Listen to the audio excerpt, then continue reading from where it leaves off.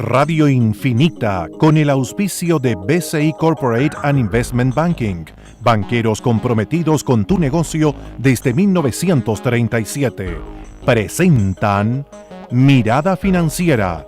La periodista Paulina Yarur analiza los principales hechos que mueven a los mercados financieros de Chile y el mundo. ¿Cómo están? Bienvenidos, 2 de la tarde y 1 minuto. Comienza esta Mirada Financiera en este jueves 28 de julio de 2016. Hoy acompañada de Cristian Solís de Obando, socio y presidente de ACN Corporate Finance. ¿Cómo estás, Cristian? Bienvenido. Muy bien, Paulina, muchas gracias como siempre por la invitación. Nos estábamos poniendo de acuerdo antes del programa sobre qué tema hablar y dije, nos va a pasar tiempo. Hay harto tema, ¿eh? Hay harto tema, sí, pero hay que tratar de ser conciso y preciso. Exacto. Para lograr que nuestra audiencia esté con nosotros y no se nos aburra. Indudable. Vamos a los mercados. Partimos con el Asia, tenemos un resultado mixto porque el Nikkei de Japón descendió en el día de hoy un 1,13%, comenzó hoy la reunión del Banco Central de Japón que finaliza en el día de mañana. El Hang Seng de Hong Kong abajo un 0,20, Shanghái arriba un 0,09. Europa está bajando, el FTSE 100 de Londres, la verdad que Europa todo en rojo cerró hoy día. Sí. 1,11 fue el FTSE 100 de Londres, CAC 40 París 0,59, DAX alemán 0,43, IBEX 35 2,10 abajo. Ahí estaba teniendo problemas el rey Felipe VI con la formación de este nuevo gobierno que no ha podido formar Mariano Rajoy. Vamos a estar comentando de Europa. Nos vamos a Estados Unidos, donde las plazas, el Dow Jones está bajando un 0,23, el Standard & Poor's también desciende un 0,05 y Nasdaq, el tecnológico, con los buenos resultados de las empresas tecnológicas, viste ayer Apple, hablábamos de Verizon. Exacto. No es Verizon, es Verizon. Verizon, sí. 0,07. Tenemos Santiago, la bolsa local bajando, el IPSA un 0,14% y el IJPA también desciende un 0,09. ¿Qué pasa con el cobre? El cobre perdió este jueves todo lo avanzado y lo que había logrado en la jornada anterior al cerrar con una pérdida de un 0,15% en $2.20, la libra contado grado A. ¿Y qué pasó con el dólar? El tipo de cambio se transó en puntas de 663,5 comprador y 663,8 vendedor, lo que implica retrocedió con respecto al cierre de ayer 3,5 pesos. Recuerda que nos puede escuchar online en www.infinita.cl. Te comentaba, Cristian, que ya las personas no solo tienen que prender la radio del auto, nos pueden tener en su celular. Hay una aplicación que se baja de Radio Infinita y nos puede escuchar a toda hora del día, hacernos sus comentarios, también escribirnos a través de WhatsApp 569-6511-9985. Hacemos una breve mirada por el último balance de la Reserva Federal, que ya entregó su comunicado. Algo comentamos en el programa que Janet Yellen decide dejar en 0,25 a 0,5 la tasa, es decir, sin ninguna cambio, variación. Digamos. Pero hay un sesgo distinto, hay un sesgo que podría haber un movimiento de tasas de aquí a fin de año. Sí. Habló sobre el mercado laboral. Está bien fome lo que dice, dijo que el mercado laboral continúa reforzado, la actividad económica se ha expandido a ritmo moderado y inflación sigue debajo del 2%, que son una de las preocupaciones que tiene la Reserva Federal. Recordemos, 2 preocupaciones, inflación y empleo. Exactamente. No le dio mucha esférica al Brexit, No le dio mucho esfera al Brexit, pero 2 cosas. Una, como tú bien señalas, que efectivamente da indicios de que podría haber un cambio en la tasa del 0,2550 a 25 puntos base más septiembre, de aquí a fin de año. Y lo otro es que sí está bastante movido, que todavía el mercado financiero no lo ha internalizado, esto es importante, es todo el tema de la elección presidencial Clinton versus Trump, que ya ha llegado a ribetes, diría yo, casi exóticos, cuando el futuro, que podría serlo, lo que a mí me preocupa, digamos, es que el señor, este caballero Trump gane la elección presidencial. Oye, está ganando la encuesta, 48 contra 45 Hillary Clinton. Paulina, es que es muy grave. Tú sabes lo que hizo hace 2 días atrás, de que le pidió al servicio de inteligencia ruso, si ustedes me están escuchando, manden los 30.000 mails que no lo han mandado. No, insólito. Entonces yo lo encuentro de una gravedad muy fuerte por lo siguiente, porque Estados Unidos es hoy día la potencia de Occidente, por lejos número 1, es el campeón de la democracia y la libertad con todos los defectos que tenga, porque Estados Unidos es un gran país y un país grande, y resulta que tú no le puedes estar pidiendo a tus enemigos ideológicos, por decirlo de alguna manera, de que te espíen a la otra futura actual candidata a la presidencia de la República y también futura presidenta. Esta cosa yo creo que traiciona a la patria, y te lo digo así de claro, es gravísimo, todavía no se le ha dado la importancia que tiene, y este es un poco un análisis político, pero todavía no trascendió a la parte financiera. Si la parte financiera descuenta esto, el nivel de riesgo que significa que este señor, independiente de la posición ideológica, que yo conceptualmente te comento que primera vez en mi vida que voy no por un republicano, siempre mentalmente, porque no voto siendo chileno, digamos, por los republicanos, pero esta vez creo que este caballero está un poquito loco, de manera tal que es muy peligroso que salga presidente, y afortunadamente todavía los mercados financieros no han descontado esto, por eso no ha habido ningún impacto directo en el sistema financiero, pero las cosas que dice ya son casi que rayan en la aberración. Exactamente, vemos a un Donald Trump no solo, ¿no es cierto?, que a veces dice dentro del mismo discurso, habla sobre una postura y después la cambia radicalmente, sino como dices tú, está llamando a líderes políticos que no tienen nada que ver con su poderío, porque obviamente cuántas veces hemos visto incluso al presidente Obama en un verdadero gallito con Putin de Rusia. Bueno, ahí vemos también el apoyo transversal que ha tenido los demócratas ayer en la convención. Hoy día finaliza la convención donde hablaría Hillary Clinton, pero ayer tuvo 2 visitantes estelares. El presidente Obama, que en 3 minutos destruyó a Donald Trump, impresionante, con esa labia y con esa capacidad. Y también a mí me llamó mucho la atención el marido de Hillary Clinton. No hay duda. Gran Bill orador, Clinton, realmente el tipo se pasó. Una impronta, un desplante, una empatía que tiene Bill Clinton para decir que ella era la mejor para gobernar Estados Unidos. Y tú me dijiste también, podemos repetirlo aquí en el micrófono abierto, Paulina, que lo encontraste hasta hermoso, lo que hace notable también el tema, pero efectivamente es como tú señalas. Y además un comentario brevemente nomás en esa línea. El señor Bloomberg, todas las personas que trabajan en el mundo financiero lo conocen, fue alcalde de Nueva York, una persona, diría yo, más ligada o más cercana a los republicanos, hace un llamado también a votar, tal como Ted Cruz y otros, a votar por Hillary Clinton, de manera tal de que esto es bastante más transversal y ya sale un poco de la problemática centro-izquierda o centro-derecha, va mucho más allá. Sobre todo porque va más allá, porque tiene que ver con cosas del contexto global, tiene que ver con la globalización. Hoy día, si bien Estados Unidos tiene gran poder en el mundo, no vive solo, tiene que convivir con los demás países. Y obviamente que Donald Trump ha demostrado ser una persona muy proteccionista, muy mirando el ombligo de los estadounidenses, y por eso ha ganado votos también. Indudable, Ojo, hay muchas personas que les gusta eso, mirarse el ombligo, y en el fondo él ha ensalzado ese sentimiento que existe en alguna población estadounidense. Y lo otro interesante también, nuevamente dentro de las oratorias del Partido Demócrata, se habló de la seguridad, y lo hizo. Fue muy, muy importante lo que dijo el presidente Obama, fue directo, duro, claro con respecto a lo que podía hacer Hillary Clinton. Dijo que ella podía destruir al ISIS, que ella tenía una larga data como secretaria de Estado relativa a las negociaciones internacionales. Un atributo que hay que ensalzar, obviamente, que para diferenciarla de Donald Trump. Absolutamente. Y también en la misma línea que tú señalas, el ex número 1 de la CIA y ministro de Defensa, Panetta, hace y yo recomiendo que lo vean, esto se puede ver en YouTube, hace un comentario en la misma línea de lo que tú señalas, lo peligroso que puede ser para Estados Unidos, para la seguridad americana, para el pueblo americano, de que el candidato contrincante esté pidiendo a los servicios de inteligencia de Rusia de que le manden mail. Hace la gravedad a la persona que más entiende de seguridad, supongo yo, porque estuvo a cargo de la CIA y fue ministro de Defensa de Estados Unidos. Esto te comprueba a los niveles o ribetes que puede llegar una elección.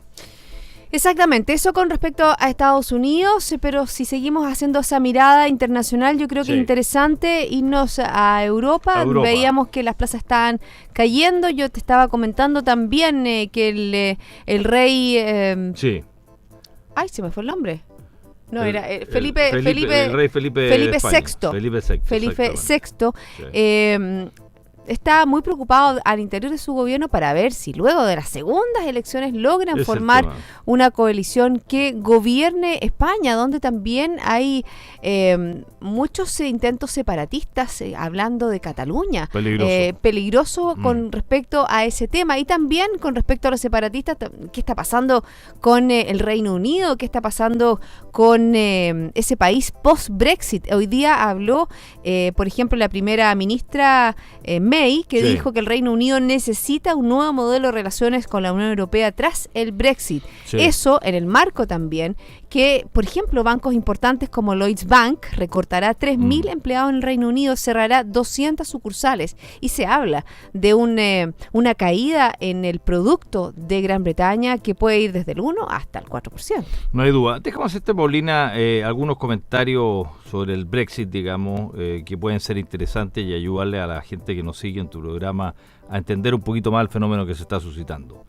La gran pregunta que había, o que todavía está latente, pero con un poco menos de fuerza, es si hay o no hay contagio. Contagio bajo un punto de vista financiero y contagio bajo un punto de vista político, es decir, que otros países sigan el mismo fenómeno de salirse de la Unión Europea. Lo primero que te puedo decir en términos financieros, hubo al principio un contagio en los primeros 2 días, en términos de la caída de los precios de las acciones, muy fuertemente, sobre todo lo de la banca. En Europa se hizo pedazo, un par de días cayeron algunos 20% más, y en el precio de los bonos, digamos.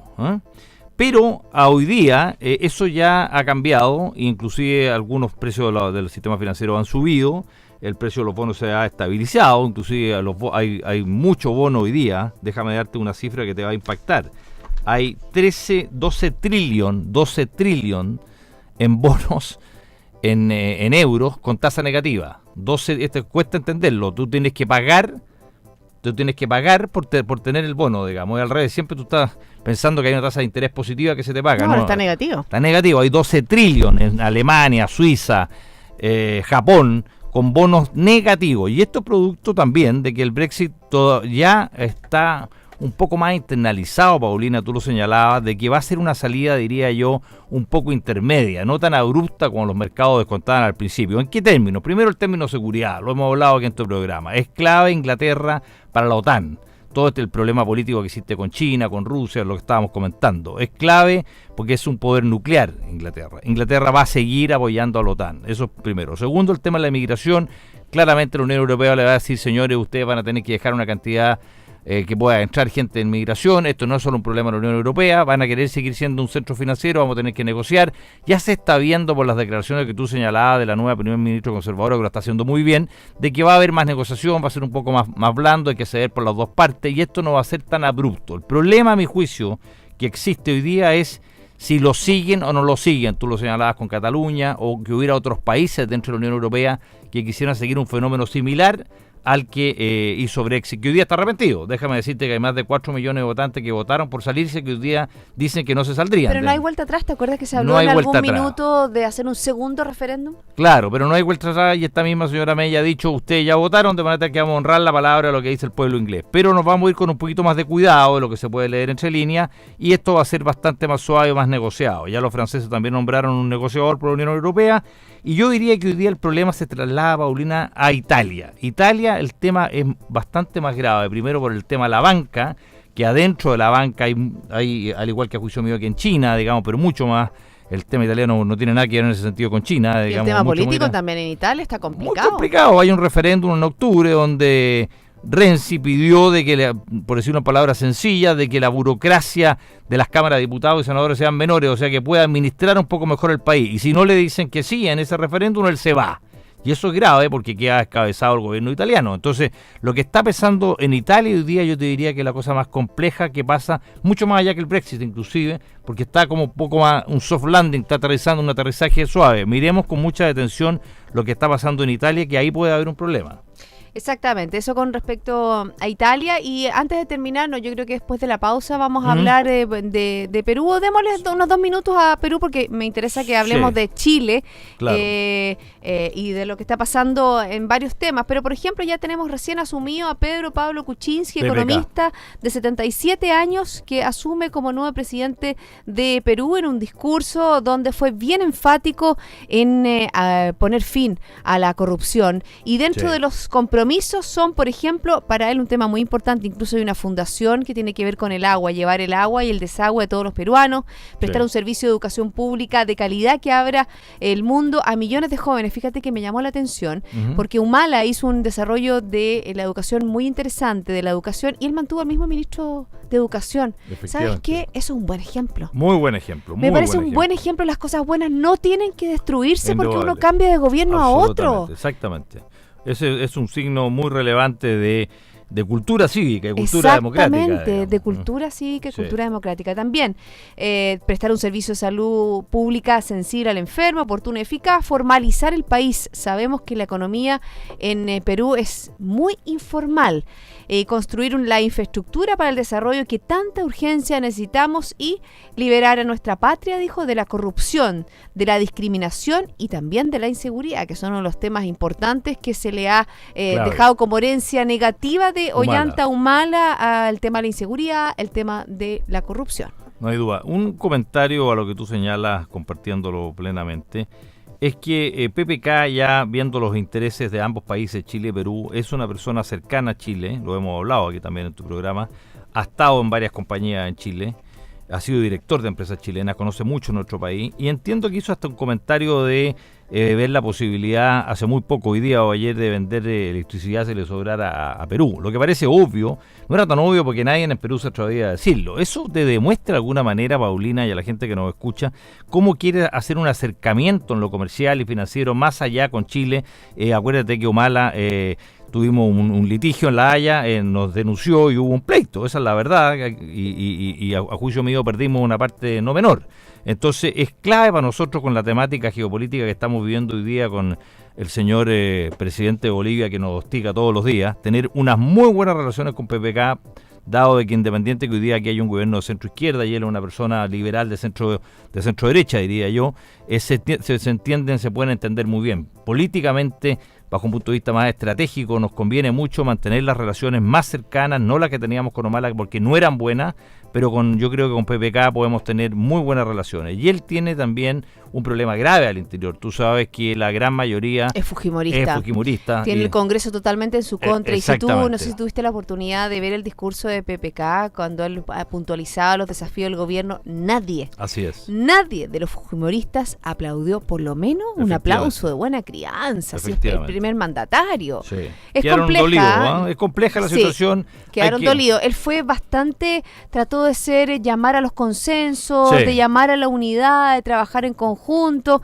porque la verdad que necesita un Congreso para poder desarrollar lo que quiere hacer. Es clave en un Estado de Derecho y un gobierno democrático. Así que le deseamos a PPK hoy día el mejor de los éxitos, porque Perú es un país vecino nuestro, amigo nuestro, y tiene que ser un gran aliado nuestro. Y es una economía muy sólida dentro de las economías andinas. Ya son las 2:18, estoy conversando con Cristian Solís de Obando, socio y presidente de ACN Corporate Finance. Cristian, hacemos una pausa, ¿te parece? Me parece, muy bien.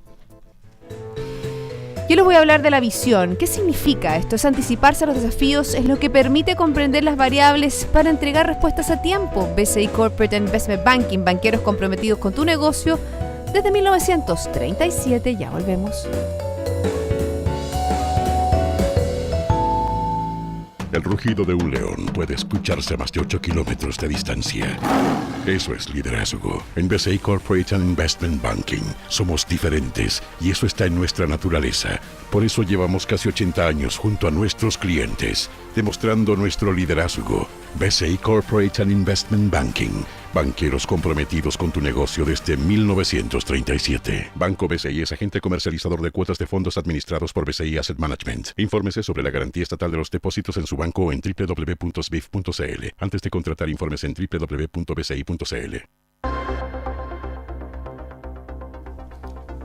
2:19. Seguimos aquí en Mirada Financiera conversando con Cristian Solís de Obando, socio y presidente de ACN Corporate Finance. Cristian, volvamos a nuestro país. Tenemos algunas noticias que hablar sobre las pensiones, sobre distintos elementos que han marcado la agenda, sobre esta llamado a trabajar en conjunto. Ayer fue Mario Fernández al Consejo General de la SOFOFA, estuvo con los empresarios, hizo varias declaraciones con respecto a poder trabajar, recuperar yo creo que las confianzas y poder trabajar juntos. ¿Qué te pareció la declaración de Ricardo Lagos? Que nuestro país está viviendo la peor crisis política e institucional. Sí, mira, concuerdo con lo que dice el expresidente Lagos. Yo creo que él es una persona que tiene las luces largas, como digo yo, tiene una mirada de largo plazo. Él mismo dice hoy día, entiendo, de que lo utilicen para las cosas grandes, no para las cosas pequeñas. Hace un llamado de atención al pueblo chileno que nos estamos decantando en muchas tonteras, hay muchos costos que hemos asumido por estar peleando de más, digamos. Si bien es cierto, hay problemas serios, pero también este país tiene cosas muy positivas. Yo creo que hay que poner las luces altas, hay que escuchar a lo que dice Lago. Hemos caído en un desprestigio total de la política, también de algunos empresarios, pocos, no todos, porque aquí hay miles de empresarios grandes, medianos, pequeños, muy buenos empresarios. Pero hay un descrédito y la gente tiene, y ahí vamos a tocar un poco el tema de las AFP también. ¿Por qué marchan miles de personas contra la AFP? Yo personalmente tengo una opinión que te la voy a dar, que no es tanto contra el sistema mismo, la AFP, sino que la cantidad que ellos reciben mensual que están en desacuerdo. Entonces hay muchas cosas que hay que empezar a prender la luz y tratar. El próximo año tenemos elecciones, acuérdate que ahora en octubre entiendo tenemos que hay municipales, digamos, el próximo año senatoriales, toda la Cámara de Diputados se renueva, la presidencial. Entonces ya hay hay un poco de descuento al gobierno de la Bachelet, está como descontado en términos de que la gente está pensando ya en qué es lo que va a pasar. Entonces no podemos seguir en este oscurantismo, porque esto le hace muy mal a Chile. Exactamente, le hace muy mal, sobre todo porque se pone, sabemos, si vamos a hablar por ejemplo del tema previsional, hay hay un problema.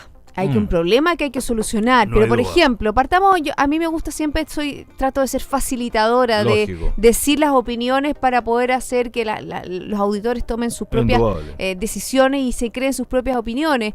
Mi misión es contarles a ustedes lo que uno recabarra, o sea, lo que uno recaba. Por ejemplo, ¿qué es lo que dijo Ricardo Caballero, que es un economista muy destacado, prestigiado del MIT? Dijo, la baja de las pensiones es un problema global que no se resolverá en el corto plazo. Yo creo que es interesante tomar en cuenta ese comentario de una persona que, si bien no está dentro de la contingencia misma a nivel local, sabe lo que está pasando a nivel global. Se habla de una serie de indicaciones, de una serie de mejoramientos. Algunos uno estarán de acuerdo, otros no, pero lo que sí, las pensiones son bajas por un sistema en general de que hay que mejorar. El cómo mejorar, ahí está la distinción. Algunos dicen, endiosan a una FP estatal, otros creen que no es la solución para dar una mayor competencia en sistema. Fíjate que estaba viendo un análisis del cuánto cobran las pensiones y con respecto a los fondos mutuos. Por ejemplo, un 0 y tanto son las AFP y los fondos mutuos un 1 y tanto. O sea, hay una diferencia. Después el otro tema, ¿qué pasa con la cotización individual? El empleador tendrá que subir un poco la cotización. ¿Qué pasa con las lagunas? O sea, hay una serie de temas. Es un tema muy sensible, porque supuestamente uno cuando se envejece quiere morir tranquilo. Que no es tu caso, porque todavía estás muy joven, pero es el mío, que ya me estoy envejeciendo. El caso de todos, vamos a pasos, todos caminando hacia el mismo lugar. Mira, efectivamente, en un orden de dimensión, Paulina, para que la gente podamos poner, como dices tú, en perspectiva, y cada uno tome su posición. Nosotros podemos tener la nuestra, digamos, pero como tú bien dices, le vamos a entregar cierta información y cada uno toma el camino que prefiere. Primero estamos hablando de 160.000 millones de dólares, eso es lo que manejan hoy día los fondos de pensiones, para ponerlo en dimensión. Es un dineral, es mucha plata. Hay un problema con la AFP. Hay un problema con la AFP, no de las AFP, sino que el problema, a juicio mío, se puede resumir en 3 o 4 puntos, Paulina. Uno, que es de tasa de interés. Tú me dices, ¿pero qué tiene que ver? Mucho, porque los fondos están invertidos en bonos, y te acabo de decir que hay 13 trillion a tasa negativa. Esto también lo dijo Caballero, porque yo fui al seminario de él ayer, y los fondos se están restando menos, y esto no tiene nada que ver con ningún sistema, ni con ninguna persona, ni en Chile, ni nada, sino que está pasando en el mundo. Exactamente, porque recordemos que las AFP invierten en todas partes del mundo, no tienen sus platas solamente apostadas en nuestro país. Exactamente, entonces ahí hay un fenómeno que es muy difícil de manejar, porque la tasa de interés mundial que está cayendo, porque tú lo acabamos de hablar de la FED y los bonos europeos. Ese es un punto. Segundo, que la gente debería jubilarse para mejorar el tema, porque efectivamente las pensiones son bajas, y eso es verdad. Hay que ver cómo se arregla, si aquí hay un tema, no hay que decir que está todo bueno, no, hay cosas que se pueden arreglar, pero no matemos al mensajero, esto es como el sillón de Donoto, o sea que no sacamos nada con vender el sillón, porque hay que mejorar la AFP, no matar la AFP. Yo pienso igual que Caballero, que la gente no es que esté en contra de la AFP, está en contra de los bajos montos que jubilan. Entonces cuando primero hay muchas lagunas que hay que llenarlas. El Estado debería hacer un esfuerzo. El aporte solidario que se habla. El aporte solidario de aumentarlo. Los mismos empresarios también. He escuchado a muchos empresarios que han dicho hoy día en declaraciones en los diarios, en el Mercurio, digamos, estamos dispuestos a mejorar las pensiones para que haya estabilidad a largo plazo, hasta un 4%. Si tú mejoras por el lado empresarial, mejoras, digamos, la parte solidaria, extiendes el plazo de 60, 65, 65, 70, muchos países ya están en 67, yo te aseguro de que estas cosas empiezan a cambiar. Entonces no es que el sistema sea malo, porque el sistema de reparto, que era el otro sistema, hoy día tú eres el dueño de tu plata, lo dijo el mismo senador Saldívar, que fue ministro de Hacienda, el señor del Frei padre, que se murió hace muchos años, dijo, el sistema de reparto es malo, es pésimo. Yo lo vi como subsecretario, como ministro de Hacienda, doy fe que fue muy malo. Y este sistema tiene este problema, pero que se puede tocar, pero tiene cosas muy positivas. Digamos, las carreteras que se han hecho en Chile, grandes inversiones en hidroeléctrica, que hemos tenido créditos a largo plazo. La gente hoy día tiene como algo normal, Paulina, a 30 años para comprarse una casa en un crédito hipotecario. Eso es producto de la AFP, porque tenemos funding o fondos de largo plazo que pueden ser prestados. Esto hay que entenderlo, y el mercado de capitales chileno ha sido en gran parte lo que es en gracia a tener fondos de largo plazo. Entonces, nuevamente, no vendamos el señor de Donoto porque no vamos a sacar nada, digamos, mejoremos el tema. Pongámosle un nuevo tapiz, hagámoslo más unos viable. Clavitos, digamos, para cuando se están saliendo los resortes, y al final la persona va a jubilar quien eso tienen razón. Si yo le encuentro razón, que marchen. No le encuentro razón al senador Navarro, que casi lo sacaron a patas para afuera porque fue a meterse ahí a la mitad y la gente lo miró, le dijo que tiene que ser acá, porque, o sea, no confundamos, no agarremos papa, como dicen los lolos. No hagamos el oportunismo político. No, hablemos seriamente para tratar de mejorar este tema. Se puede mejorar, tiene razón la gente de que están jubilando con jubilaciones que son miserables, eso es cierto. Entonces viene un escándalo, y permíteme hacer el comentario, con el sistema de reparto. ¿Cuál es? El de Gendarmería, pues ese fue de reparto. Entonces la señora o ex señora, el señor Andrade, se va con 5 millones y tanto. Entonces, obviamente que produce molestia. Exactamente, pero como tú dices, el sistema de reparto, si uno analiza, si uno ve la historia, si uno hace un análisis también, mirando a los países que han sido exitosos, los que no, el sistema de reparto, o sea, es una billetera sin recursos. Claro, o sea, sin recursos y sin fondo, digamos. Claro, ha fracasado en todas partes del mundo. Ese no es el sistema bueno. Ya te vuelvo a repetir, el sistema que se usó en Gendarmería es un sistema de reparto. Exacto. Cada uno saque sus propias conclusiones. Y fíjate que dentro de los análisis que uno empieza a leer cuando se abre un tema, tiene que ver también con estos sistemas mixtos, que son los que han tenido mayor éxito en el mundo, son los más sostenibles y lo que han tenido mayores éxitos. Yo creo que un ahorro privado obligatorio y aportes solidarios del Estado. Eso con respecto, por supuesto, a el tema de pensiones, ¿qué va a seguir? ¿Qué va a ir a pasar con todo el trabajo que ha hecho la Comisión Bravo? Porque también se ha dicho, incluso lo dijo el subsecretario Mico en el día de hoy, hablando sobre el tema, dijo que al hablar, por ejemplo, que el gobierno estaba reponiendo el proyecto de la AFP estatal, dándole mayor urgencia, dijo que obviamente que ese era un aporte importante, pero que no las balas de plata, dijo, exactamente, son sus palabras, con respecto a lo que pueda mejorar un sistema que es mejorable, pero requiere tiempo. No hay duda. Un comentario con la AFP estatal. La verdad es que no entiendo mucho para qué se va a hacer y no entiendo mucho qué es lo que pueda mejorar. Lo que más puede hacer es meter un poco más de competencia al sistema y bajar las tasas. Pero una competencia que ya existe. Y las tasas son de las más bajas del mundo. Sí. Eso no lo digo yo, tal de que no veo otra cosa porque no puede estar para perder plata. Pues hay que subsidiarla, regalémosla de otra manera, digamos. Exactamente. Bueno, eso con respecto a algo más que, porque ya nos queda un minuto, con respecto a la economía local, vamos a estar atentos también a los valores que vamos a recibir mañana. El INE va a entregar importantes datos sectoriales, también vamos a conocer el desempleo y ahí vamos a estar. Eso es muy importante. Ahí vamos a empezar a sacar lápiz y papel para ver las proyecciones del IMASEC de la próxima semana. Cristian, se nos fue el programa, 1.000.000 de gracias rápido, por haberme acompañado. Gracias, Paulina.